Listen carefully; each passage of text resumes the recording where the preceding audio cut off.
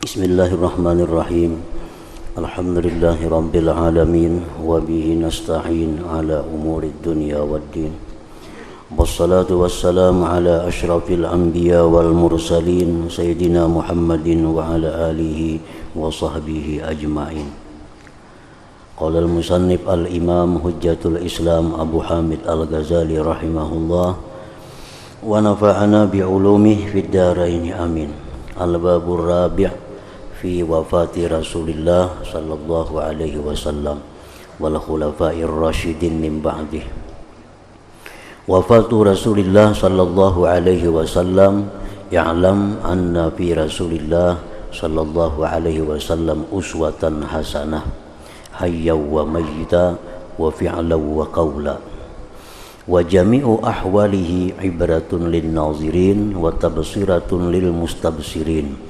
إذ لم يكن أحد أكرم على الله منه إذ كان خليل الله وحبيبه ونجيه وكان صفيه ورسوله ونبيه فانظر هل أمهله ساعة عند انقضاء مدته وهل أخره لحظة بعد حضور منيته لا بل أرسل إليه الملائكة الكرام الموكلين بقبض الأرواح الأنام فجدوا بروح الزكية الكريمة لينقلوها وعالجوها ليرحلوها عن جسده الطاهر إلى رحمة ورضوان وخيرات حسان بل إلى مقعد صدق في جوار الرحمن فاشتد مع ذلك في النزع كربه وظهر أنينه وترادف قلقه وارتفع حنينه وتغير لونه وعرق جبينه واضطربت بالانكبات والانبساط شماله ويمينه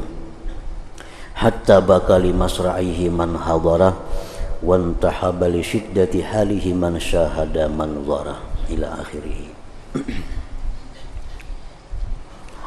Bab yang keempat tentang wafatnya Rasulullah sallallahu alaihi wasallam dan khulafaur rasyidin sesudah beliau. Di dalam kitab-kitab tarikh disebutkan bahwa Rasulullah sallallahu alaihi wasallam beliau mulai sakit-sakitan pada akhir bulan Safar.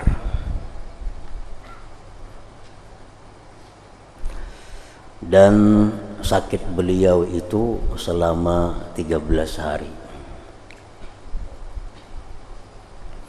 Disebutkan bahwa permulaan beliau itu sakit pada waktu beliau berada di rumah istri beliau Maimunah. Nah, kemudian sakit beliau makin hari makin parah. Lalu beliau minta izin kepada istri-istri beliau bahwa beliau minta dirawat di rumah Siti Aisyah radhiyallahu anha. Dan istri-istri beliau pun memberi izin sehingga tidak digilir satu persatu, cuma sidin dikumpul di rumah Siti Aisyah radhiyallahu anha. Nah, wafat Rasulullah sallallahu alaihi wasallam. Ketahuilah bahwasanya pada Rasulullah sallallahu alaihi wasallam ada suri tauladan dan suri tauladan yang baik, uswatun hasanah. Dalam keadaan hidup beliau menjadi suri tauladan, dan dalam keadaan sesudah wafat beliau pun menjadi suri tauladan. Dalam keadaan sakarat beliau pun menjadi suri tauladan.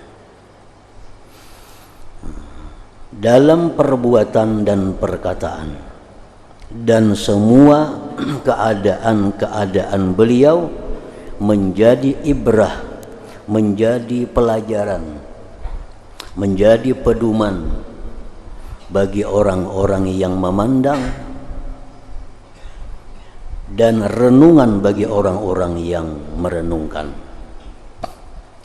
Karena tidak ada seseorang yang lebih mulia atas Allah daripada beliau, karena beliau adalah kekasih Allah dan yang dicintainya dan yang diselamatkannya, dan beliau adalah pilihan Allah, Rasul dan Nabi-Nya sallallahu alaihi wasallam. Nah, jadi beliau itu sebenarnya adalah manusia yang sempurna, disebut dengan al-insanul kamil.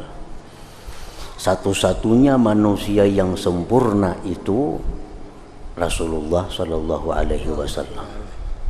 Nah, pengertian sempurna itu beliau tidak bisa lupa. Beliau itu kada mau kada ingat. Nah, kemudian karena beliau itu manusia yang sempurna, beliau itu kada mau sakit. Kada mau sakit. Beliau kada bisa lemah. Karena sempurna ada pada diri beliau. Sakit, lupa, uyuh itu sifat berlawanan dengan sempurna. Nah, beliau ini pada hakikatnya adalah manusia yang sempurna. Nah, kada mau lupa, kada mau sakit, kada mau uyuh, kada baik, semuaan baik karena sempurna. Itu di satu sisi demikian.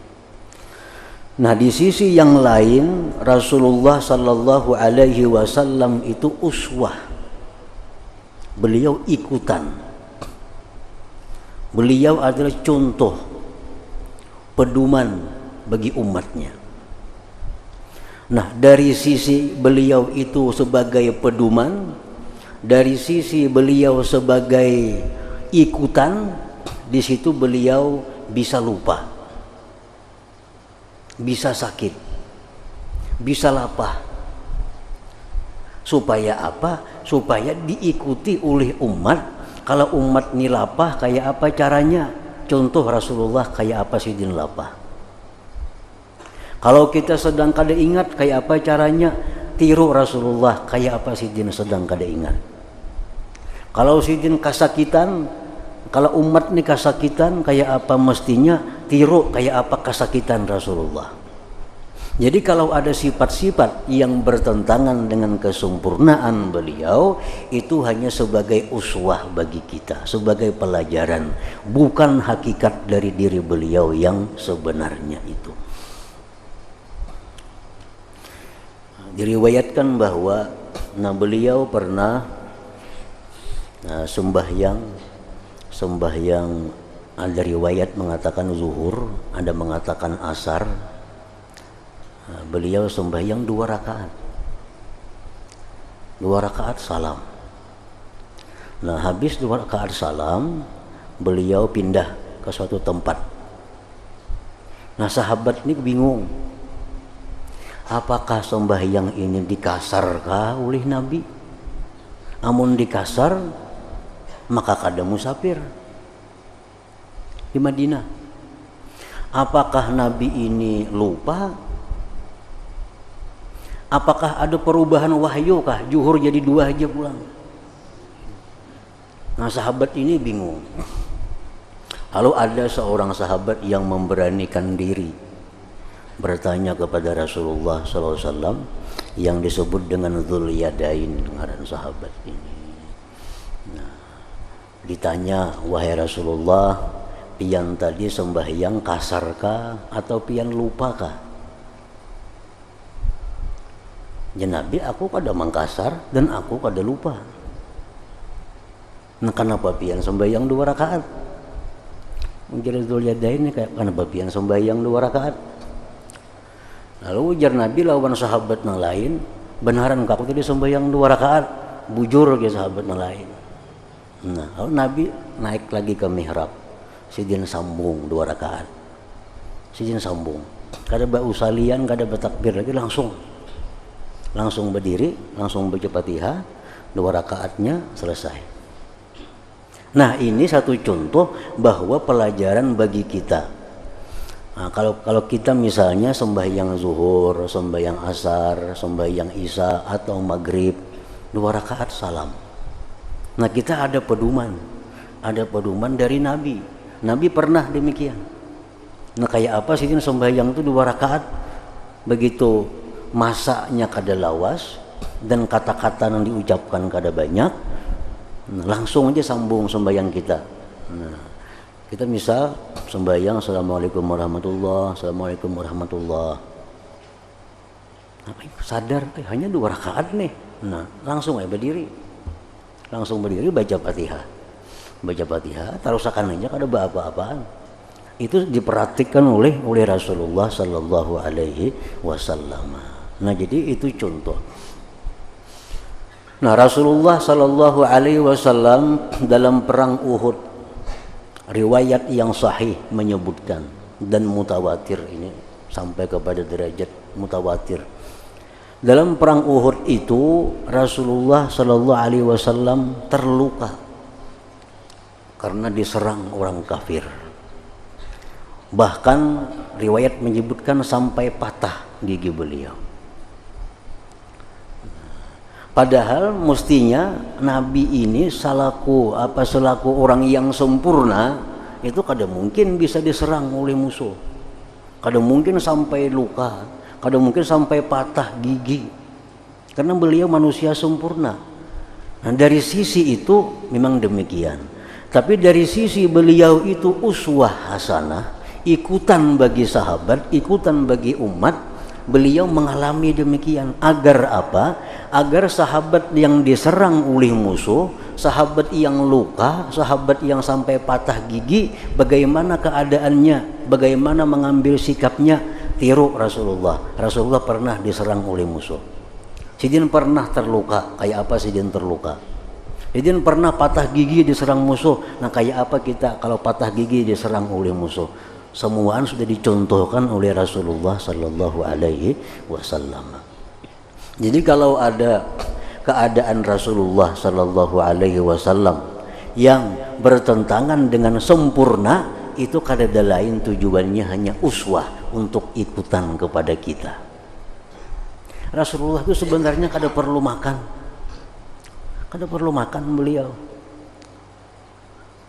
Kenapa? Karena jar Nabi kita at'amani wa sakani rabbi. Aku ini sudah diberi makanan Tuhan, diminumi Tuhan. Nabi kada perlu makan. Ibaratnya sini kada bermakanan kada apa-apa. Karena beliau manusia sempurna. Tapi beliau makan. Nah, beliau makan. Memberi contoh, memberi pelajaran kepada kita bagaimana makannya Rasulullah. Kalau di rumah sini bagaimana makannya, kalau di tengah orang banyak bagaimana makannya, kalau makan kurma bagaimana cara makannya, kalau makan bubur bagaimana cara makannya, makan nasi bagaimana cara makannya. Itu hanya sekedar untuk uswah, ikutan kepada kita. Kalau sidin kada perlu makan, kada perlu minum, kada perlu guring. Kenapa sidin guring? Uswah kepada kita. Kayak apa sidin guring? Apa yang sidin baca hendak guring? Kayak apa posisi sidin waktu guring, kayak apa sidin baca nang sidin bangun guring. Padahal selaku manusia sempurna kada perlu guring. Nah, jadi apapun sifat-sifat yang seperti itu hanya sebagai contoh, sebagai ikutan. Pernah di pagi hari Rasulullah SAW datang ke rumah Siti Aisyah radhiyallahu an. Ujar Nabi, wahai Aisyah, apakah ada makanan hari ini? Ini sudah besokan hari, sudah besokan. Nah, apakah ada makanan hari ini? Ya Aisyah, kada ada bisi makanan, kada ada bisi makanan. Nah, jadi Nabi kalau yang di rumah kada ada bisi makanan, aku puasa aja hari ini. Nah, aku puasa sudah hari ini. Nah, ini untuk memberikan kepada kita pelajaran bahwa puasa sunat itu boleh aja berniat besokan. Puasa sunat itu boleh aja berniat imam sembahyang subuh, asal jangan makan sebelumnya. Mun makan imam sembahyang subuhnya berniat, nah itu kada boleh nih tuh. Ini mulai malam kada ada makan lagi, habis sembahyang subuh makanan kada ada, hari sudah siang sudah pagi, nah kok puasa aja boleh, itu puasa sunat. Nah, ini langsung dipraktikkan oleh Rasulullah sallallahu alaihi wasallam.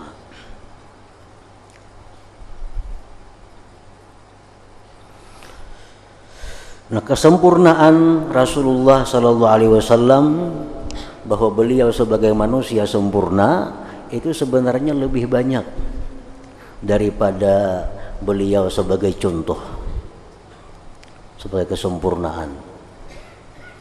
Nah, contohnya apa? Setiap kali beliau duduk di tengah siapapun, pasti beliau itu lebih tinggi daripada yang lainnya. Nah, ini menunjukkan bahwa beliau sempurna, mesti di atas dari orang lain. Sidin tu berjalan baimbai lawan siapakah? Yang paling tinggi manusia 2 meter umpamanya. Berjalan lawan Nabi, pasti tinggi Nabi. Pasti tinggi Nabi. Sidin duduk lawan siapa aja duduk, lawan kayak apa aja tingginya, bila duduk bertatai Nabi, pasti tinggi Nabi. Tapi kalau sorangan normal aja seperti orang biasa. Nah, di sini timbul apa? Insanun kamil, kesempurnaan beliau. Nah, Nabi pernah beberapa hari kada makan, kada minum, tanpa sedikit pun lemah, sedikit pun kada ada lemah, apalagi pingsan, lemah pun kada. Siti Aisyah datang kepada Nabi membawa sepotong roti. Wahai Rasulullah, ini roti nang ulun ulah saurang sagan pian. Nah, ujar Nabi, nah roti na ikan bari ini makanan yang pertama aku makan sejak 3 hari yang lalu. Nah, 3 hari Sidin kada makan, kada apa-apa. Itu sudah menampakkan Sidin adalah manusia yang sempurna. Sebenarnya kalau dihitung-hitung banyak menunjukkan kesempurnaan itu daripada contoh kepada kita ini. Jadi kada bertentangan antara bahwa beliau manusia sempurna dan beliau bisa sakit, bisa lupa, itu kada bertentangan.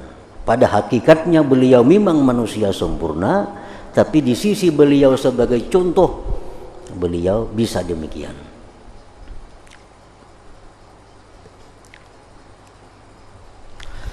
Nah, jadi itu artinya suri tauladan yang baik dalam keadaan hidup beliau dan dalam keadaan sesudah wafat, dalam perbuatan dan perkataan, dan semua keadaan-keadaan beliau menjadi ibrah bagi orang-orang yang memandang dan renungan bagi orang-orang yang merenungkan, karena tidak ada seorang yang lebih mulia atas Allah daripada beliau, karena beliau adalah kekasih Allah dan yang dicintainya dan yang diselamatkannya, dan beliau adalah pilihan Allah, Rasul dan Nabi-Nya.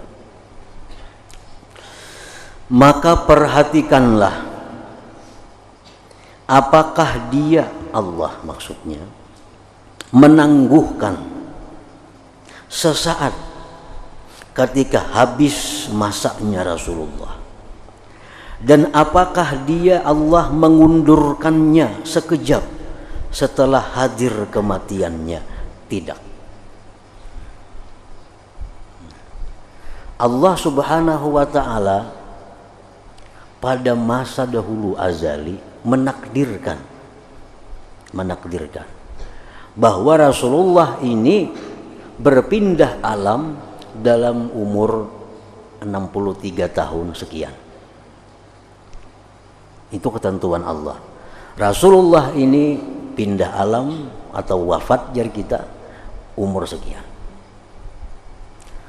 Dan ditakdirkan pula oleh Allah bahwa sebelum Allah mengirim malaikat maut untuk mencabut nyawa beliau, roh beliau, ditakdirkan oleh Allah bahwa Nabi ini diberi pilihan.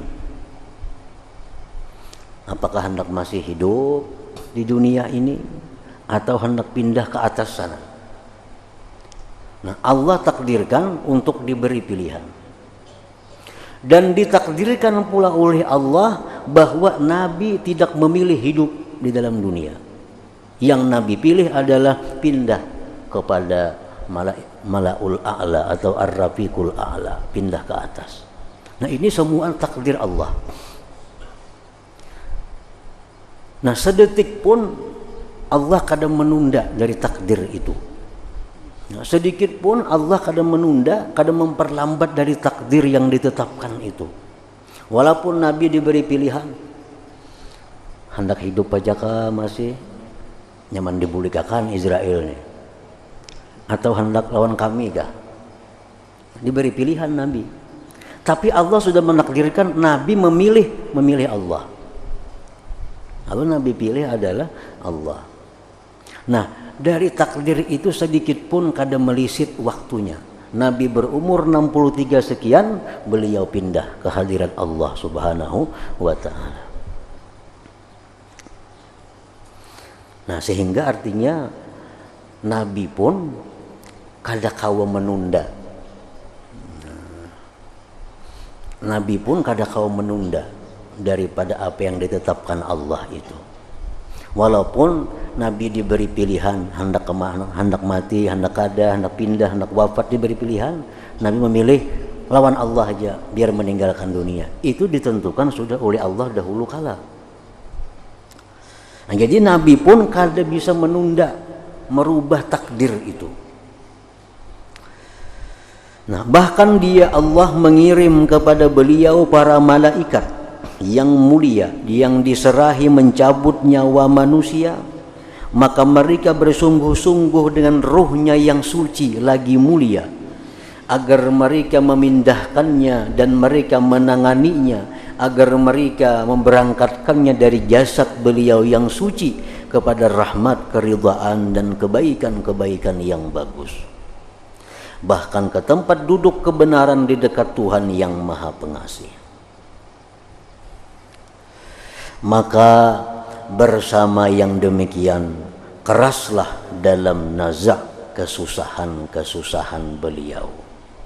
Tampaklah rintihannya, berturut-turutlah kegelisahannya, dan meninggilah kasihannya, berubahlah warnanya, berkeringatlah dahinya, dan berguncanglah pada waktu inkibat dan imbisat kiri dan kanannya, sehingga menangis karena wafat beliau orang yang menghadirinya, dan meratapi karena kerasnya keadaan beliau orang yang menyaksikan pemandangannya. Nah, jadi pertanyaannya, apakah Nabi itu menghadapi kematian itu sakit? Apakah pada waktu Nabi menghadapi kematian itu ada semacam rintihan?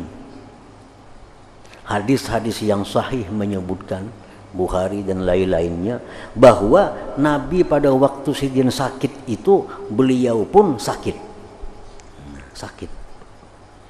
sampai minta ambilakan banyu Nabi kita dengan di apa bahasa kitanya apa tuh, di lawan banyu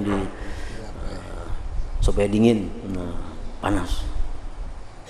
Gelisah Nabi kita.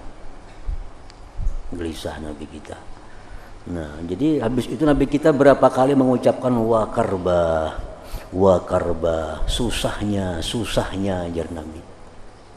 Nah, di sini yang nampak itu adalah uswah, ikutan. Karena setiap manusia itu pasti kesusahan dalam menghadapi kematian itu. Nah, Rasulullah pun demikian. Padahal beliau selaku manusia sempurna kada perlu sakit. Beliau bisa mati, bisa wafat dengan tersenyum. Tapi karena beliau ini uswah dan rata-rata manusia itu matinya dalam keadaan sakit, beliau pun demikian. Untuk memberi pelajaran kepada kita bagaimana menghadapi sakaratul maut yang sakit itu, contoh Rasulullah sallallahu alaihi wasallam, contoh yang nyata. Nah, sehingga apa-apa kejadian yang dialami oleh Rasulullah waktu sakarat itu menjadi sunnah bagi umat, menjadi sunnah.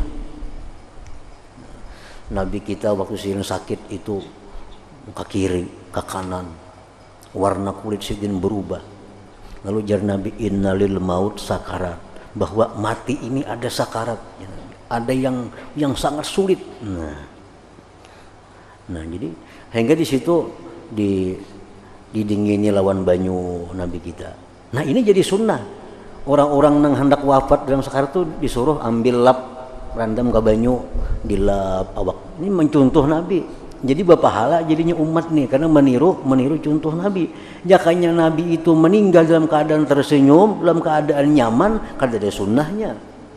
Sedangkan umat ini semuaan rata-rata matinya sakit. Kalau Nabi mati nyaman, kayak apa sunnahnya kada tahu kita. Nah, jadi Rasulullah wafat dalam keadaan sakit. Dalam keadaan sakit. Lalu Nabi kita minta siwak. Jadi Nabi siwaknya karasna. Lama hiakan bang, diisap oleh Aisyah. Diisap siwak itu dilamahi, disiwakakan kepada Nabi. Nah, itu jadi sunnah kepada kita. Orang yang dalam sekarat itu sunat disiwaki karena Rasulullah demikian. Orang hendak wafat itu sunat diminumi sedikit demi sedikit, itu sunnah dari Nabi. Nah, waktu Nabi kita sakarat, Nabi kita mengucap wa karba, susahnya. Nah, jadi kita kalau kita sakarat, kita mengucap wa karba, susahnya, itu kada apa-apa. Nabi pun mengucapkan itu walaupun tujuannya lain. Kalau kita wa karba, susahnya sakit. Kalau Nabi wa karba, susahnya hidup dalam dunia ini, itu arti yang dimaksud oleh Nabi. Kalau kita wa karba, susahnya, sakit nang dihadapi ini. Kalau Nabi mengucapkan itu sakitnya, artinya sakitnya hidup dalam dunia. Cuma ucapan itu kada bertentangan, dibolehkan. Nah, jadi orang sakit tuh, Nabi pernah datang ke rumah Aisyah. Begitu masuk ke rumah, sakitnya kepalaku aja Nabi. Nah, ini sunnah, jadi sunnah. Jadi artinya bepada sakitnya kepalaku lawan bini itu kada apa-apa, bukan mengeluh, bukan mengadu, kada. Nabi datang di Baki menghadiri pemakaman sahabat Sidin. Nggak boleh ke rumah Aisyah. Sakitnya kepalaku ya Nabi. Waraksa. Sakitnya kepalaku. Nah, apakah itu mengeluh? Bukan mengeluh. Itu boleh kita mengucapkan lawan bini kita, sakitnya kepalaku, minta urutin, artinya itu boleh aja itu. Nah, bukan bertentangan, bukan kadar ridha dengan kadar Tuhan, kada. Nabi kita waktu kematian anak Sidin Ibrahim ini dalam keadaan sakarat. Nah, Ibrahim dalam keadaan sakarat. Nah, ke kiri masih bayi Ibrahim, nah anak kiri ke kanan gulang kesakitan, anak mati. Nabi kita menangis. Ini berbuyan mata Nabi ini. Ujar sahabat Abdullah bin Mas'ud, kenapa engkau menangis wahai Rasulullah? Kenapa menangis? Nah, ujar Nabi, air mata boleh aja keluar karena kasihan dengan ini anak, tapi hati tetap ridha dengan takdir Allah Subhanahu wa taala. Nah, itu jadi contoh pelajaran kepada kita. Kita menghadapi orang kena musibah, menangis kada jadi masalah, asalkan ridha dengan takdir Allah Subhanahu wa taala. Nah, Nabi kita daripada sidin susahnya menghadapi kematian itu sampai Siti Fatimah radhiyallahu anha beberapa kali Fatimah berkata, Sayyidah Fatimah berkata, kasihannya abahku, marasnya abahku, kasihannya abahku, ujar Fatimah. Ujar Nabi, kada apa-apa wahai Fatimah, habis ini aku kada sakit lagi. Nah, jadi beliau menghadapi kematian itu sakit. Tapi sakit beliau itu menambah pahala, menambah ketinggian bagi derajat beliau, dan untuk mensunnahkan kepada kita kayak apa kita menghadapi kematian itu bila sakit, apa yang kita lakukan. Dan menjadi sunnah kepada nang maharagu, bila orang garing kayak apa maharagunya, itu jadi pelajaran semua bagi kita. Kayak apa Aisyah maharagu Nabi waktu Nabi hendak wafat, kayak apa anak Sidin memperbuat sesuatu waktu Nabi hendak wafat. Nah, itu jadi sunnah. Jadi artinya kita menerima, kita mengambil hikmah bahwa Nabi itu mengalami kesengsaraan itu. Nah, itu sebenarnya adalah untuk pelajaran kepada kita. Beberapa kali perang Nabi kita kalah, perang Uhud kalah, perang Hunain kalah. Mestinya selaku orang sempurna kada mungkin kalah mestinya. Kenapa Nabi kita kalah? Nah, itu untuk pelajaran kepada umat yang akan datang. Kalau berperang dengan orang kafir, kalah kayak apa caranya? Bila kalah apa yang mesti dilakukan? Nah, itu sudah diajarkan oleh Nabi dalam beberapa peperangan yang beliau kalah. Tapi kalau dihitung-hitung rata-rata perang beliau menang. menunjukkan bahwa beliau manusia sempurna. Beberapa 2 kali perang kalah itu hanya sekedar uswah, sekedar ikutan kepada kita.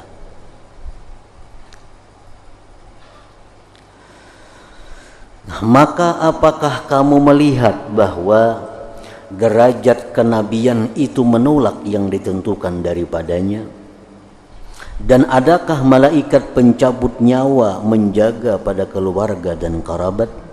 Dan adakah ia bertoleransi kepada beliau karena beliau adalah penolong bagi kebenaran dan pemberi kabar gembira dan pemberi peringatan kepada para makhluk? Jauh yang demikian. Akan tetapi malaikat maut itu melaksanakan apa yang diperintahkan dengannya dan mengikuti apa yang didapatkannya tertulis pada Lauhil Mahfuz. Apa yang tertulis pada Lauhil Mahfuz itu akan terjadi pada diri siapa jua pun. Baik itu rasul, baik itu nabi, baik itu wali, baik itu malaikat sendiri, apa yang tertulis di Lauhil Mahfuz itu akan terjadi. Maka inilah keadaan Rasulullah sallallahu alaihi wasallam, dan beliau di sisi Allah adalah mempunyai kedudukan yang terpuji dan telaga yang didatangi. Beliau adalah orang yang pertama yang daripadanya bumi terbelah. Beliau adalah pemilik syafaat pada hari pemeriksaan pada hari kiamat. Maka yang mengherankan adalah bahwa kita tidak mengambil i'tibar dengannya. Ini Nabi ini sudah memberi pelajaran, Nabi sudah memberi contoh. Nah, herannya itu kita tidak mengambil i'tibar dengannya, dan kita tidak percaya pada apa yang akan kita jumpai. Bahkan kita adalah tahanan-tahanan nafsu syahwat dan teman-teman perbuatan maksiat dan kejahatan-kejahatan. Mengapa keadaan kita tidak mengambil i'tibar nasihat dengan wafatnya Nabi Muhammad Sayyidil Mursalin wa Imamil Muttaqin wa Habibi Rabbil Alamin? Kenapa kita kada ma'iktibar wafatnya Rasulullah sallallahu alaihi wasallam? Artinya orang yang sedemikian rupa mengalami sesuatu yang menyakitkan menghadapi kematian itu. Kenapa kita tidak mengambil i'tibar? Barangkali kita menyangka bahwa kita adalah kekal, atau mengira bahwa kita beserta jeliknya perbuatan-perbuatan kita adalah orang-orang yang dimuliakan di sisi Allah. Alangkah jauh demikian. Bahkan kita meyakini bahwa kita semuanya akan datang ke neraka dan tidak selamat daripadanya kecuali orang-orang yang bertakwa. Semuaan manusia itu pasti dulu ke neraka.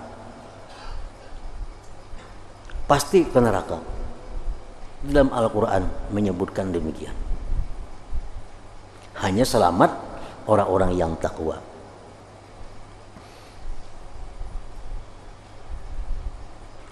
Maka kita meyakini bagi datang ke neraka dan kita mengira bagi keluar daripadanya. Tidak, jangan meyakini itu. Kita yakin ke neraka, tapi kita jangan yakin kita bisa keluar dari neraka. Kalau ke nerakanya kita yakin, karena titian itu andaknya di atas neraka. Karena surga di sebelah sana, padang mahsyar di sini, menyeberang hanya ke surga. Nah, di bawah titiannya jahanam. Jadi semuaan orang pasti masuk neraka, pasti melewati itu artinya. Nah, melewati itu pasti, selamatnya belum pasti. Nah, jangan kita berpikiran bahwa kita pasti melewati, pasti selamat. Nah, jangan berpikiran demikian, jangan meyakini demikian. Nah, melewati neraka yakin, selamat kada yakin. Nah, bahkan kita telah menzalim diri kita, kalau kita menunggu-nunggu seperti yang demikian karena kuatnya dugaan maka tidaklah kita demi Allah termasuk orang-orang yang bertakwa. Dan Allah Rabbul Alamin telah berfirman, wa in minkum illa wariduha kana 'ala rabbika hatman maqdiya thumma nunajjil ladzina taqaw wa nadharu adh-dhalimina fiha jithiya. Surat Maryam. Artinya, tidak ada seorang pun daripadamu, melainkan mendatangi neraka itu. Dan di atas neraka tuh ada titian yang lebih halus daripada rambut, lebih tajam daripada pedang. Nah, kita yakin pasti melewati itu. Apakah selamat? Nah, itu kita kada kawa yakin.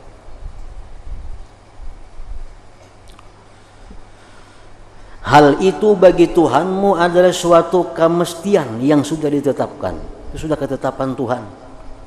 Setiap orang itu melalui neraka. Nah, kemudian ujar Tuhan, kami akan menyelamatkan orang-orang yang bertakwa dan membiarkan orang-orang yang zalim di dalam neraka dalam keadaan berlutut.